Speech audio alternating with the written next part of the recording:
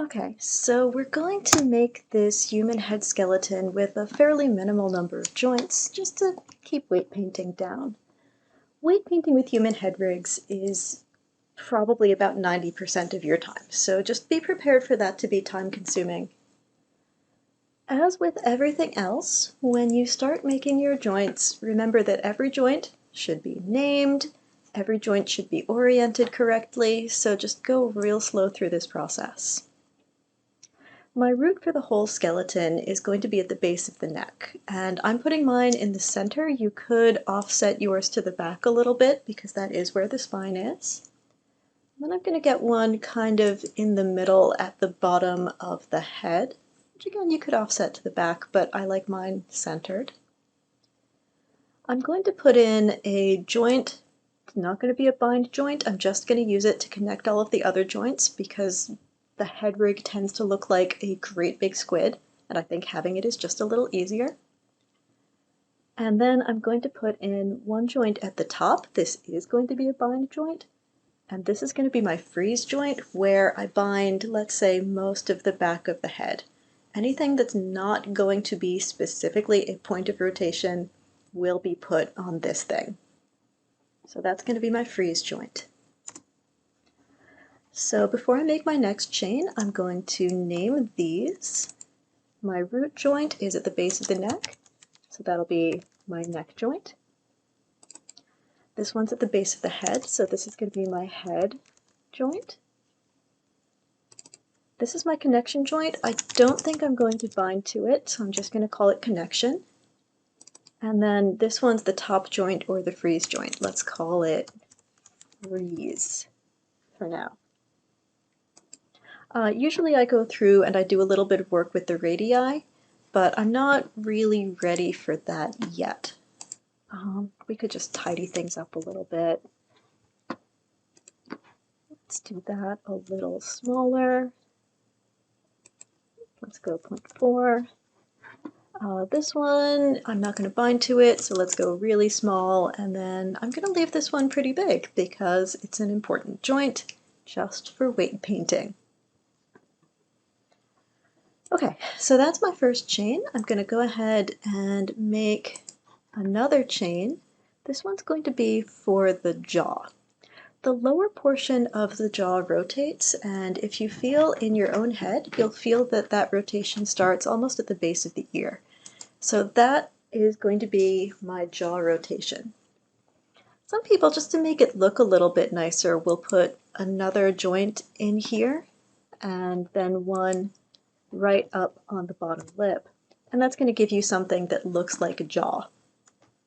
You don't really need this middle joint. It's not essential. We're not going to bind to it or anything like that. And just to make things a little bit less intense, I'm going to delete it and just have one basic thing here. This is going to be my jaw joint, and this is going to be my lower lip joint. And you know what?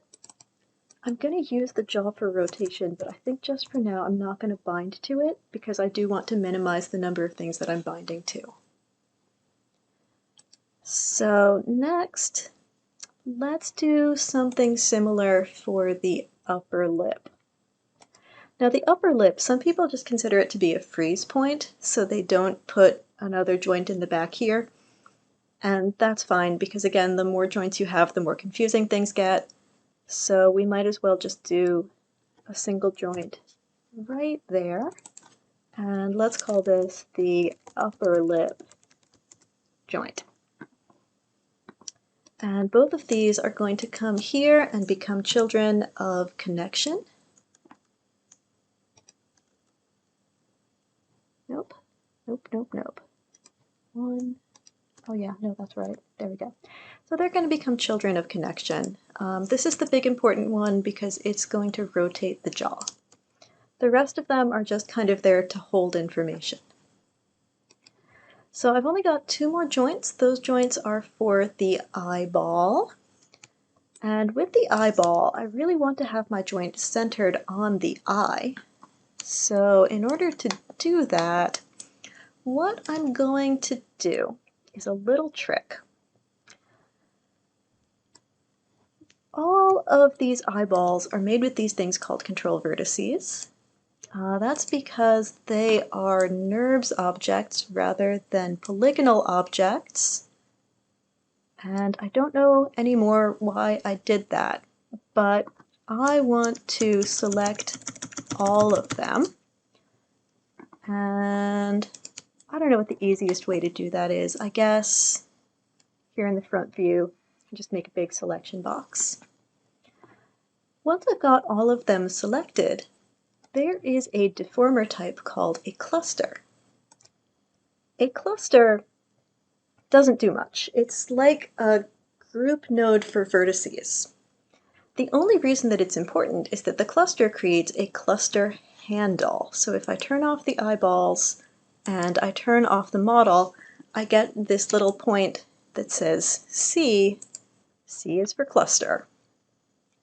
So now if I go in and create joints, I can hold down my V key. V is for snap to points. I can click on that C, and now I will have a joint that is exactly centered inside of my eyeball. Hooray!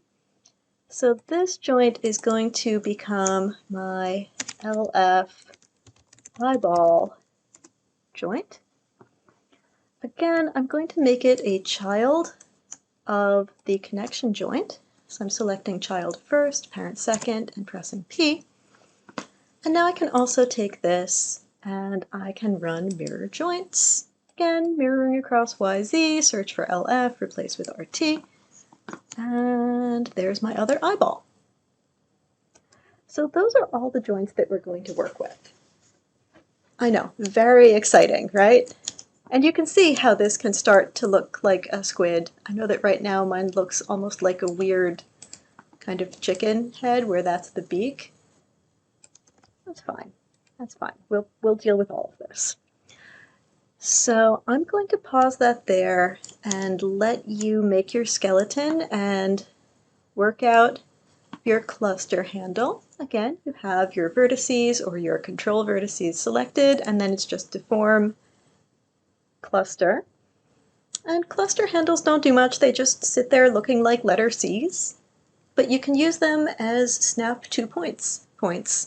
And that's a nice way to center your joint within the eyeball. So make sure everything is named.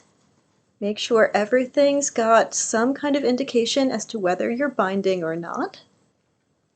You know what? I'm going to actually remove these two because I am going to bind them, but only to the eyeballs, not to the head. So just to be a little extra clear, these are just for the eyeballs. They're not going to get bound to the skull. The rest of these things are for the skull. Okay, I will see you in the next module, and we will deal with the bind and the weight paint.